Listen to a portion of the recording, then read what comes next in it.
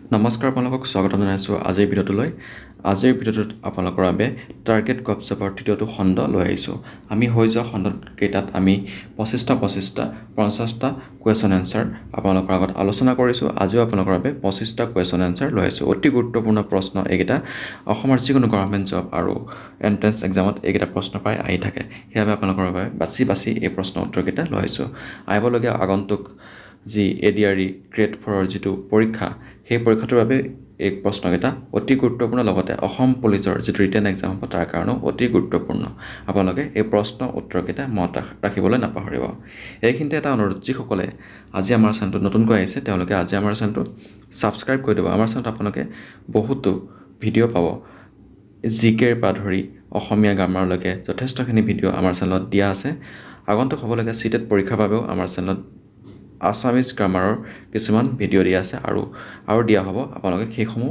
চিটেটৰ বাবে পঢ়িব পাৰে লগতে আমাৰ চেনেলত অতি কম সময়তে জেনেৰেল নলেজৰ কুৱেশ্যন এনচাৰসমূহ দিয়া আছে আৰু সেইখিনি আপোনালোকৰ বাবে অতি দৰকাৰী আৰু হৈ যোৱা যিখিনি পৰীক্ষা এডিআৰই তাত আমাৰ চেনেলৰ পৰা যথেষ্টখিনি প্ৰশ্ন কমন আহিছিলে সেয়ে আপোনালোকেও তাৰ পৰা কিছু পৰিমাণে চাব পাৰে আমাৰ চেনেলত সময়ৰ প্ৰতি লক্ষ্য ৰাখি অতি কম সময়তে জেনেৰেল নলেজৰ ভিডিঅ'সমূহ দিয়া হৈছে আহকচোন আজিৰ ভিডিঅ'টোৰ প্ৰশ্নকেইটা আলোচনা কৰোঁ যোৱা খণ্ডটিত আমি এটা আপোনালোকৰ বাবে প্ৰশ্ন দিছিলোঁ পশ্চিমবংগৰ বিখ্যাত হাওৰা দলং কোনখন নদীৰ ওপৰত আছে যমুনা হুগলী গংগা পদ্মা ইয়াৰ শুদ্ধ উত্তৰটো কি হ'ব ইয়াৰ শুদ্ধ উত্তৰটো হৈছে হুগলী নদীৰ ওপৰত আছে পশ্চিমবংগৰ বিখ্যাত হাওৰা দলংখন হুগলী নদীৰ ওপৰত আছে আজিৰ প্ৰথম প্ৰশ্নটো হৈছে বংগৰ দুখ বুলি কোনখন নদীক কোৱা হয় বংগৰ দুখ বুলি কোনখন নদীক কোৱা হয় গংগা যমুনা পদ্মা আৰু দামোদৰ ইয়াৰ শুদ্ধ উত্তৰটো কি হ'ব ইয়াৰ শুদ্ধ উত্তৰটো হৈছে দামোদৰ নদীক বংগৰ দুখ বুলি কোৱা হয় সংবিধান সভাৰ প্ৰথম অধিৱেশন কেতিয়া হৈছিলে 3 ডিচেম্বৰ 1946 চনত 26 নৱেম্বৰ 1949 চনত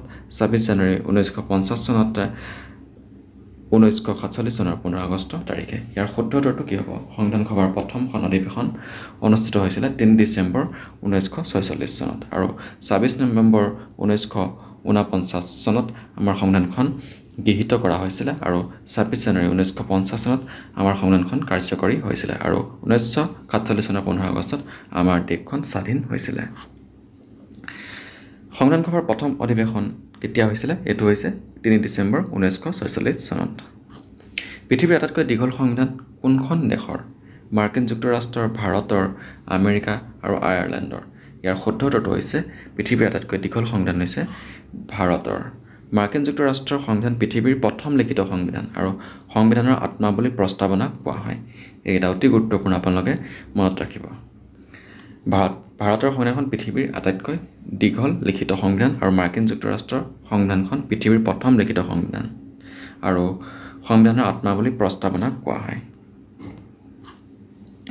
সংবিধান সভাৰ সভাপতি কোন ভীমৰাও আম্বেদকাৰ ৰাজেন্দ্ৰ প্ৰসাদ বাল গংগাধৰ তিলক মহাত্মা গান্ধী ইয়াৰ শুদ্ধ উত্তৰটো কি হ'ব ইয়াৰ শুদ্ধ উত্তৰটো হৈছে ৰাজেন্দ্ৰ প্ৰসাদ সংবিধান সভাৰ সভাপতি আৰু ভীমৰাও আম্বেদকাৰ সংবিধান সভাৰ খচৰা কমিটিৰ সভাপতি আছিলে ভীমৰাও আম্বেদকাৰ সংবিধান সভাৰ খচৰা কমিটিৰ সভাপতি আছিলে নীতি আয়োগৰ অধ্যক্ষ কোন প্ৰধানমন্ত্ৰী ৰাজ্যপাল ৰাষ্ট্ৰপতি মুখ্যমন্ত্ৰী ইয়াৰ শুদ্ধ উত্তৰটো কি হ'ব ইয়াৰ শুদ্ধ উত্তৰটো হৈছে প্ৰধানমন্ত্ৰী হৈছে নীতি আয়োগৰ অধ্যক্ষ 2015 চনৰ 1 জানুৱাৰীৰ পৰা পৰিকল্পনা আয়োগৰ পৰিৱৰ্তে নীতি আয়োগ গঠন কৰা হয় আৰু নীতি আয়োগৰ প্ৰথম বৈঠক 8 ফেব্ৰুৱাৰী 2015ত হৈছিলে আৰু 1950 চনত পৰিকল্পনা আয়োগ গঠন কৰা হৈছিলে আৰু 2015 চনৰ 1 জানুৱাৰীৰ পৰা পৰিকল্পনা আয়োগৰ পৰিৱৰ্তে নীতি আয়োগ গঠন কৰা হয় আৰু নীতি আয়োগৰ যি অধ্যক্ষ হৈছে প্ৰধানমন্ত্ৰী আৰু নীতি আয়োগৰ প্ৰথম বৈঠক 8 ফেব্ৰুৱাৰী 2015 চনত হৈছিলে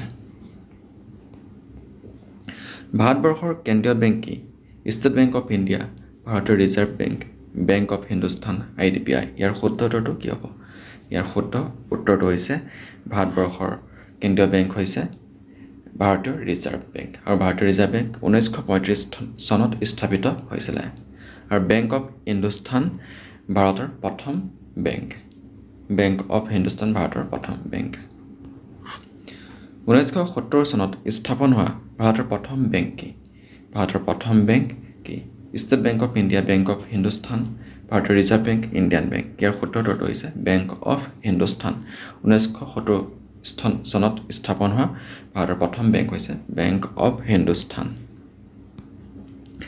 অসমৰ প্ৰথমটো বেংক কি? Assam Gramin Vikash bank, apex bank, Guwahati bank, Bandhan bank. ইয়াৰ শুদ্ধ উত্তৰটো কি হ'ব? ইয়াৰ শুদ্ধ উত্তৰটো হৈছে অসমৰ প্ৰথম বেংক হৈছে গুৱাহাটী বেংক। 1926 চনত স্থাপিত হৈছিলে গুৱাহাটী বেংক। বিশ্বৰ সবাতোতকৈ পুৰণি ৰিক্স বেংক 1656 চনত ছুইডেনত প্ৰতিষ্ঠা কৰা হৈছিলে। আৰু বিশ্বৰ সবাতোতকৈ পুৰণি বেংক হৈছে ৰিক্স বেংক, 1656 চনত ছুইডেনত প্ৰতিষ্ঠা কৰা হৈছিলে। আৰু ভাৰতৰ প্ৰথম বেংকটো হৈছে বেংক অৱ হিন্দুস্তান। আৰু অসমৰ প্ৰথম বেংক হৈছে গুৱাহাটী বেংক, 1926 চনত স্থাপন কৰা হৈছিলে। কম্পিউটাৰ মগজু বুলি কাক কোৱা হয়? কম্পিউটাৰ মগজু বুলি কাক কোৱা হয়? CPU, monitor, UPS, mouse. ইয়াৰ শুদ্ধ উত্তৰটো হৈছে CPU। CPU কম্পিউটাৰ মগজু বুলি কোৱা হয়। CPU ফুল ফৰ্ম হৈছে চেণ্ট্ৰেল প্ৰচেছিং ইউনিট। আৰু CPU হৈছে প্ৰচেছিং ডিভাইচ, আৰু মনিটৰ হৈছে আউটপুট ডিভাইচ, আৰু মাউচ হৈছে ইনপুট ডিভাইচ। আৰু UPSৰ ফুল ফৰ্ম হৈছে ইউনিট পাৱাৰ ছাপ্লাই, আৰু UPSে পাৱাৰ ছাপ্লাই কৰে।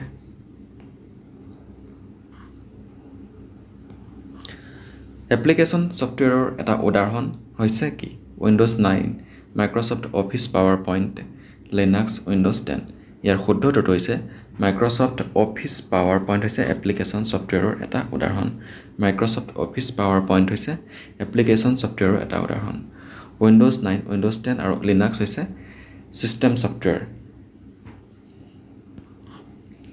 ভাৰতীয় ঔদ্যোগিক উন্নয়ন বেংক কেতিয়া প্ৰতিষ্ঠা কৰা হৈছিলে?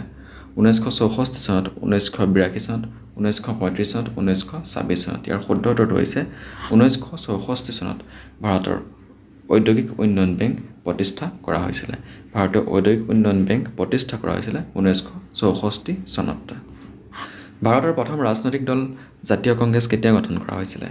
ইয়াৰ শুদ্ধ উত্তৰটো কি হ'ব? 1985 চনত, 1885 চনত, 1785 চনত, 1895 চনত। ইয়াৰ শুদ্ধ উত্তৰটো হৈছে 1885 চনত ভাৰতৰ প্ৰথম ৰাজনৈতিক দল জাতীয় কংগ্ৰেছ গঠন কৰা হৈছিলে। এলেন এক্টুভিয়ান হিউমৰ নেতৃত্বত ভাৰতৰ প্ৰথম ৰাজনৈতিক দল জাতীয় কংগ্ৰেছ গঠন কৰা হৈছিলে 1885 চনত। ভাৰতৰ প্ৰথম ৰাজনৈতিক সংগঠন কেতিয়া গঠন কৰা হৈছিলে? ভাৰতৰ প্ৰথম ৰাজনৈতিক সংগঠন কেতিয়া গঠন কৰা হৈছিলে?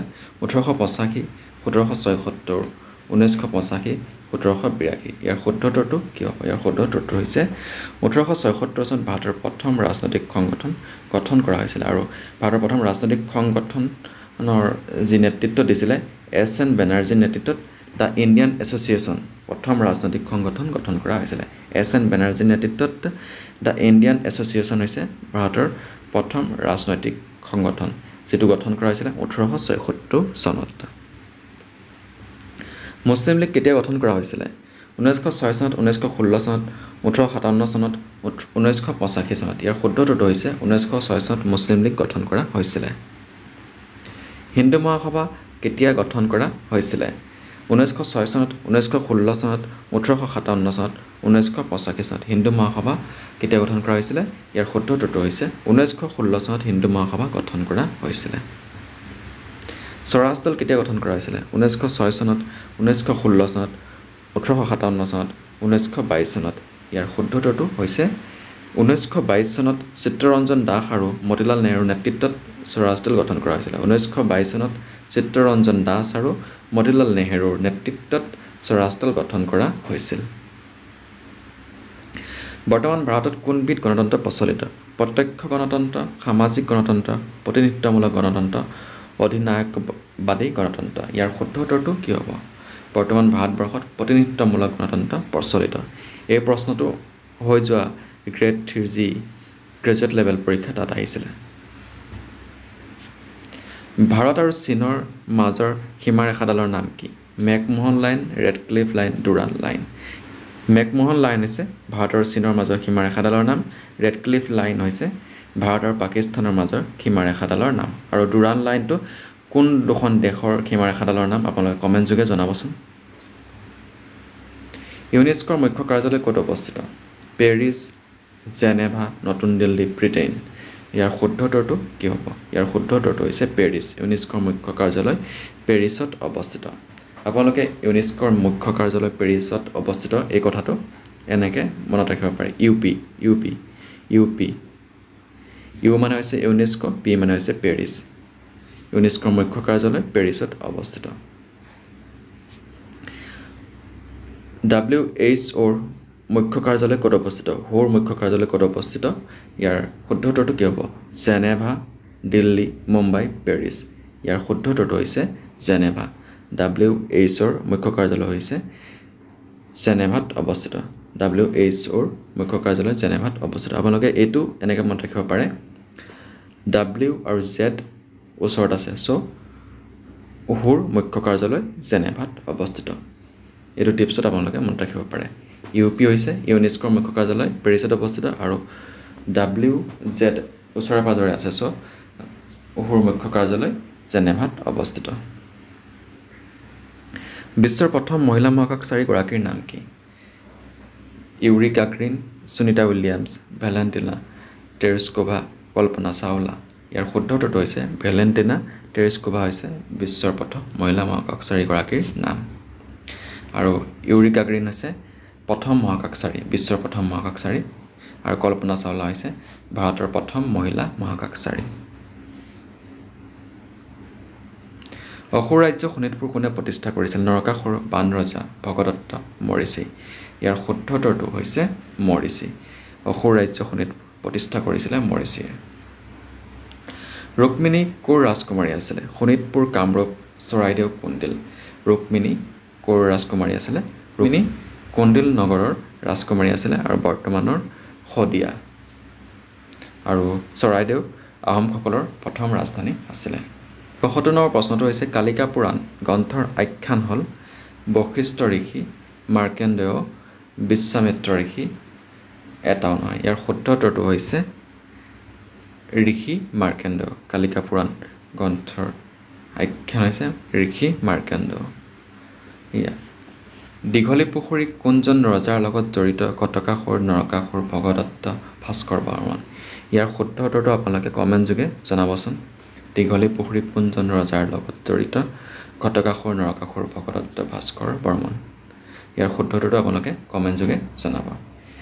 এয়া আছিলে আজিৰ প্ৰচেষ্টা, অতি গুৰুত্বপূৰ্ণ প্ৰশ্ন উত্তৰ। আপোনালোকে এই প্ৰশ্নৰ উত্তৰকেইটা মনত ৰাখিব, লগতে আপোনালোকৰ ভাইটি, ভণ্টি, বন্ধু বান্ধৱী যিসকলে আগন্তুক হ'বলগীয়া অসমৰ যিকোনো গভৰ্ণমেণ্ট জবৰ বাবে প্ৰিপেৰেশ্যন কৰি আছে তেওঁলোককো এই ভিডিঅ'টো শ্বেয়াৰ কৰি দিব নাপাৰিব। আৰু আপোনালোকে যদি আমাৰ চেনেল আজি নতুনকৈ আহিছে, আমাৰ চেনেলটো এতিয়াই ছাবস্ক্ৰাইব কৰি ল'ব। আজিলৈ ভিডিঅ'টো ইমানতে সামৰণি মাৰিছোঁ। ধন্যবাদ।